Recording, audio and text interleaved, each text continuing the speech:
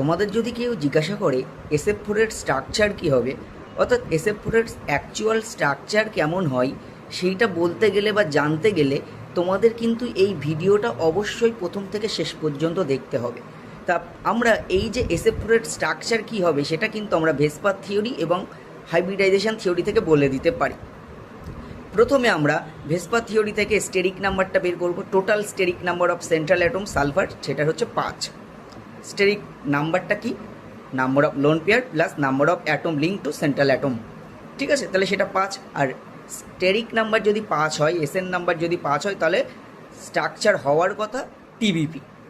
একই রকমভাবে আমরা হাইব্রিডাইজেশন থেকে H ক্যালকুলেট করতে পারি। H হচ্ছে নাম্বার অফ হাইব্রিড অরবিটাল, সেটা equals to half of V plus X minus C plus A. এখানে VXCA এরা কিন্তু একটা প্রচলিত অর্থ বহন করে। তাহলে এখান থেকে ক্যালকুলেট করে দেখা যাচ্ছে HN1 5, তার মানে sp3d হাইব্রিডাইজেশন। সেখান থেকে বলা যেতে পারে স্পেশাল অ্যারেঞ্জমেন্ট হবে TBP শেপ, অর্থাৎ ট্রাইগোনাল বাইপিরামিডাল।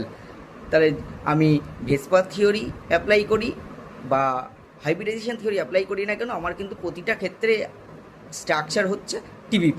কিন্তু এখানে দেখো লোন পেয়ার একটা আছে, কিন্তু একটা লোন পেয়ার আছে, আর লোন পেয়ার থাকলে স্ট্রাকচার ডিস্টোর্টেড হবে অ্যাকর্ডিং টু ভেসপার থিওরি।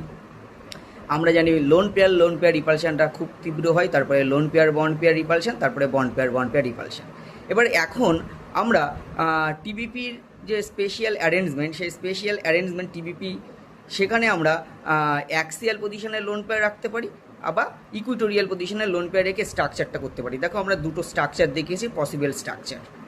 এবার এখন দেখতে হবে যে দুটো পসিবল স্ট্রাকচারের মধ্যে কোনটা বেশি স্টেবল, অর্থাৎ কোথায় রিপালশানটা কম আছে।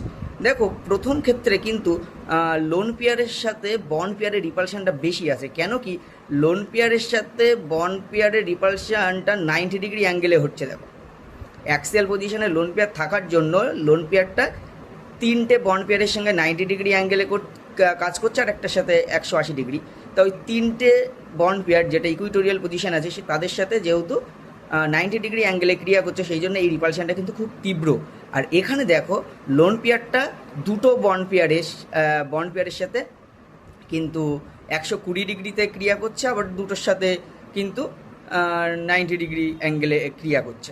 তাই এখানে তুলনামূলক স্ট্রাকচার টুতে কিন্তু লোন পেয়ার বন্ড পেয়ার রিপালশানটা কম, সেই জন্য বাস্তবে 2 নম্বর স্ট্রাকচারটা বেশি স্টেবল হওয়ার জন্য কিন্তু অ্যাকচুয়াল স্ট্রাকচারটা ওর মতোই হবে।